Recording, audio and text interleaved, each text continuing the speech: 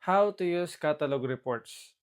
Ang catalog reports ay ginagamit para makita kung aling product ang pinakamabenta at pinakakumikitang items.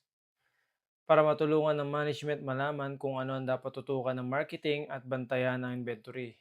Sa One Cafe, gusto nila makita ang 1 week top selling by quantity and amount. So tara, simulan na natin. Okay guys, dito sa catalog reports, gumawa ako ng date range ulit na may 1 to 8 all stores. Tapos wala muna tayo dito. Okay? Then may kita mo dyan sa top selling products by quantity, kita mo agad kung sino yung pinakamalakas mong item. At yung top 5 na item mo, meron tayong data rito. Kung ilan yung kanilang bilang. Okay? So in quick view, kita mo agad, uy, ito pala yung top 5 ko na malakas ang sales. So pwede ko itong gawa ng marketing.